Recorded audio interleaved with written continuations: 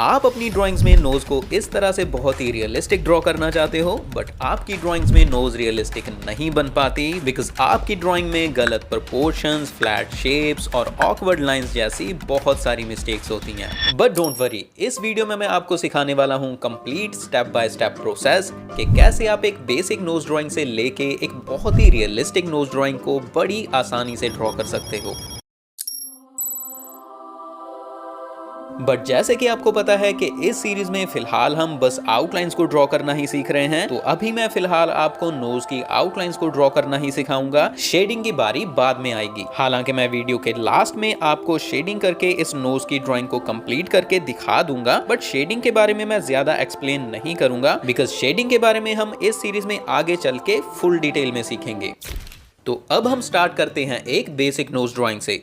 सबसे पहले आपको एक सर्कल ड्रॉ करना है। ये हम नोज की टिप को ड्रॉ करने के लिए बना रहे हैं।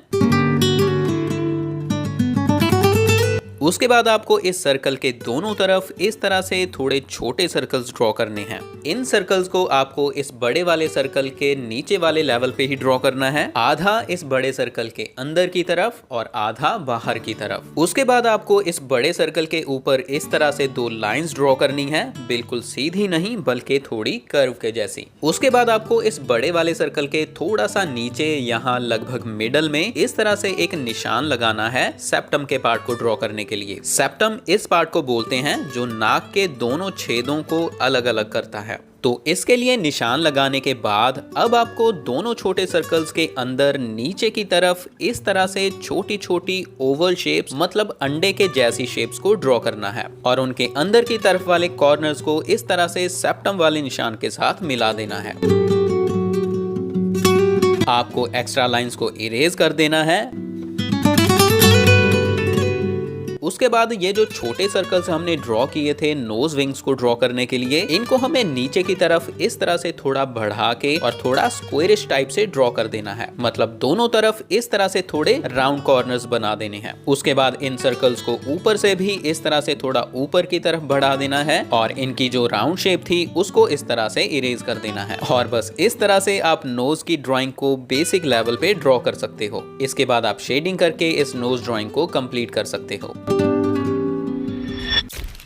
और अब बात करते हैं कि आप नोज को प्रोफेशनल आर्टिस्ट की तरह रियलिस्टिक कैसे ड्रॉ कर सकते हो। देखो, नोज को रियलिस्टिक ड्रॉ करने के लिए आपको नोज ड्राइंग में डेप्थ और वॉल्यूम को दिखाना पड़ेगा और उसके लिए आपको नोज की पूरी स्ट्रक्चर और नोज के सारे पार्ट्स की शेप्स को अच्छे से समझना होगा। और फिर पूरी नोज को रियलिस्टिक ड्रॉ करने के लिए आपको नोज के अलग अलग पार्ट्स को रियलिस्टिक ड्रॉ करना पड़ेगा। मतलब आपको पूरी नोज में डेप्थ और वॉल्यूम को दिखाने के लिए नोज के हर एक पार्ट में डेप्थ और वॉल्यूम को दिखाना होगा। आसान शब्दों में बोलूं तो डेप्थ और वॉल्यूम का मतलब होता है कि आपको अपनी नोज ड्राइंग को इस तरह से ड्रॉ करना है कि देखने वाले को ये आसानी से समझ आ सके कि नोज का कौन सा पार्ट ऊपर की तरफ उठा हुआ है और कौन सा पार्ट नीचे की तरफ दबा हुआ है। और इस चीज को आप दो तरीकों से दिखा सकते हो। पहला, आउटलाइंस को पर्सपेक्टिव के साथ ड्रॉ करके, मतलब हर एक पार्ट की 3D शेप को समझ के उसकी तीनों डायमेंशंस को ड्रॉ करके। इसके बारे में मैंने आपको इस सीरीज के थर्ड पार्ट में बहुत ही डिटेल में समझाया है। अगर आपने अभी तक नहीं देखा तो उस वीडियो को जरूर देखना।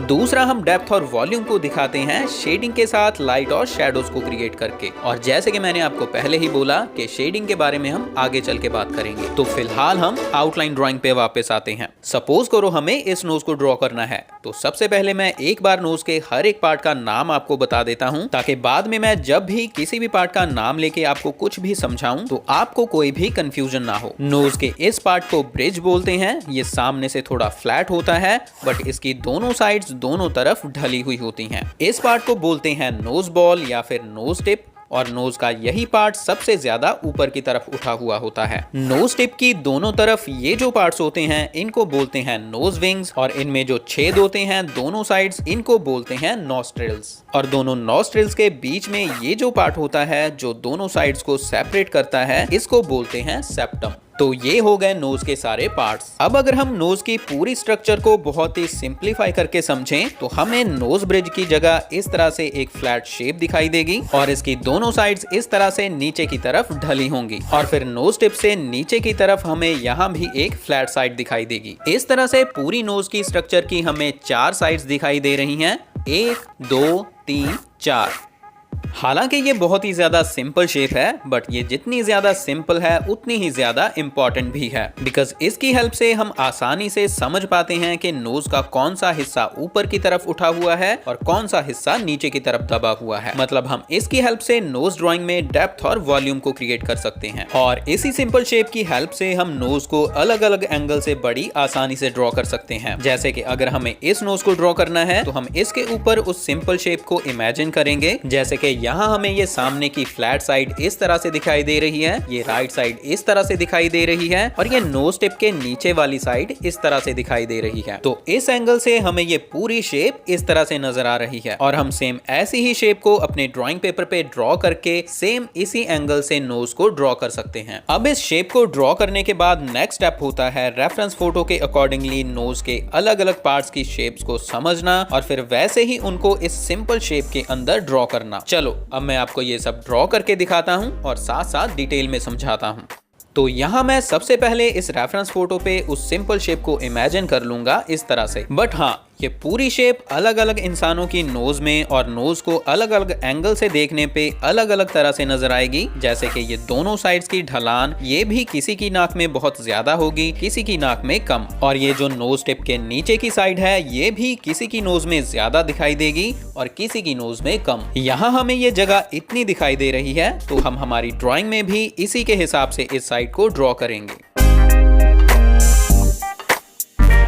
उसके बाद सबसे पहले आपको नोज बॉल को ड्रॉ करना होगा। अगर आप रेफरेंस फोटो को देखो तो ये नोज बॉल है एंड इसकी लेफ्ट साइड की बाउंड्री इस लाइन के हाफ से थोड़ा इस तरफ है और ऊपर इस पार्ट के हाफ से थोड़ा इस तरफ है, और सेम इसी तरह से दूसरी साइड भी है। और उसके बाद आपको नोज विंग्स की बाउंड्रीज को देखना है कि उनकी पोजीशन इस शेप में कहाँ पे नजर आ रही है, और फिर वहीं पे अपनी ड्रॉइंग में भी उनको वैसे ही ड्रॉ कर लेना है। उसके बाद नॉस्ट्रेल्स और सेप्टम के पार्ट को भी ध्यान से रेफरेंस फोटो में देख के वैसे ही अपनी ड्राइंग में ड्रॉ करने की कोशिश करनी है।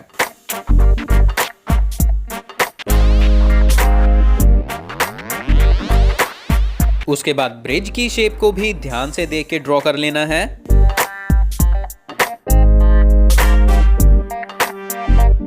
एंड लास्ट में इस सिंप्लीफाइड शेप की एक्स्ट्रा लाइंस को इरेज कर देना है। एंड यहीं पे हमारी आउटलाइन ड्राइंग कंप्लीट हो जाती है। तो इस प्रोसेस से मैंने आपको ये चीज सिखाने की कोशिश की है कि नोज को रियलिस्टिक ड्रॉ करने के लिए आपको पूरी नोज की आउटलाइंस को ही एक बार में ड्रॉ नहीं करना है, बल्कि नोज के अलग अलग पार्ट्स को एक एक करके ड्रॉ करना है, और फिर रेफरेंस फोटो के साथ मैच करके चेक करना है कि आपने नोज ब्रिज को सही से ड्रॉ किया है या नहीं, नोज बॉल को सही से ड्रॉ किया है या नहीं, नोज विंग्स को चेक करना है, नॉस्ट्रिल्स और सेप्टम को भी चेक करना है। इस तरह से अगर आप एक एक पार्ट की शेप को एक्यूरेटली ड्रॉ करोगे तो पूरी नोज की शेप एक्यूरेटली ड्रॉ हो जाएगी। एंड आउटलाइंस के बाद अब इस ड्राइंग में और ज्यादा डेप्थ और वॉल्यूम को दिखाने के लिए हमें इसमें करनी पड़ेगी शेडिंग, बिकॉज शेडिंग के साथ हम इस ड्राइंग में लाइट और शैडोज को क्रिएट करेंगे, और लाइट और शैडोज की हेल्प से ही हम इल्यूजन क्रिएट कर सकते हैं कि इसमें नोज का कौन सा पार्ट ऊपर की तरफ है और कौन सा पार्ट नीचे की तरफ है। बट हाँ, जैसे कि मैंने आपको स्टार्टिंग में बोला था कि मैं आपको इस वीडियो में जस्ट शेडिंग करके दिखाऊंगा, सिखाने के लिए डिटेल में वीडियो बाद में बनाऊंगा। तो अभी मैं आपको जस्ट इस ड्राइंग में शेडिंग करके दिखाता हूँ और इस ड्राइंग को रियलिस्टिक बना के दिखाता हूँ। तो सबसे पहले मैं कॉन्टे पेरिस 3B पेंसिल को यूज करके ऐड करूंगा डार्क वैल्यूज को। आप डार्क वैल्यूज के लिए कोई भी चारकोल पेंसिल या फिर 8B या 10B ग्रेफाइट पेंसिल को यूज कर सकते हो।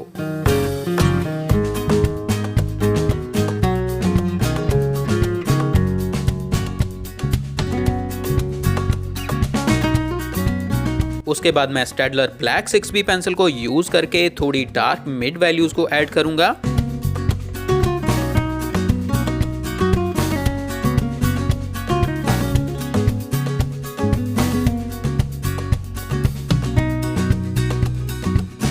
उसके बाद मैं 4B पेंसिल के साथ बाकी की मिड वैल्यूज को ऐड करूंगा।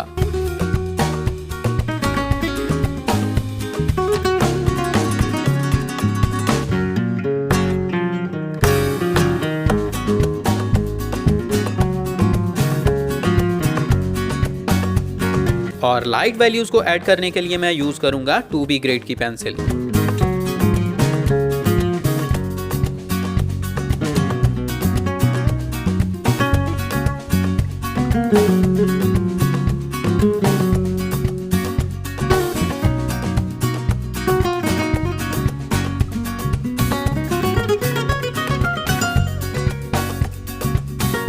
और इन सारी वैल्यूज को ऐड करने के बाद अब मैं इस ब्रश के साथ इन लेयर्स को ब्लेंड कर दूंगा।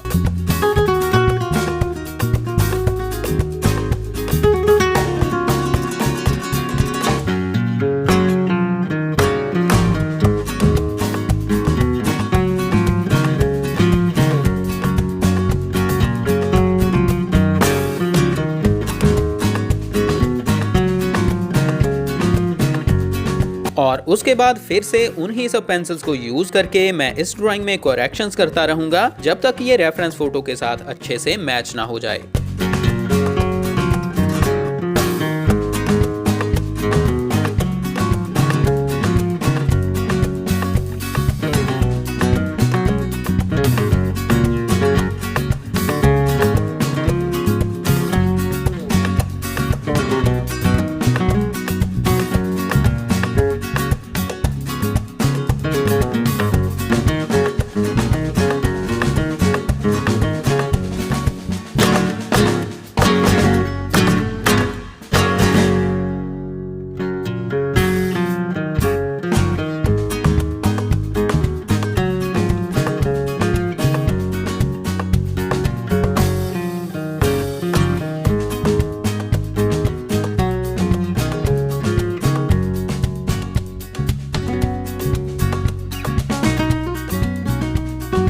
एंड आप देख सकते हो कि मैंने शेडिंग कंप्लीट कर ली है और हमारी ड्राइंग काफी ज्यादा रियलिस्टिक लग रही है। वीडियो आपको अच्छी लगी तो लाइक और शेयर जरूर करना।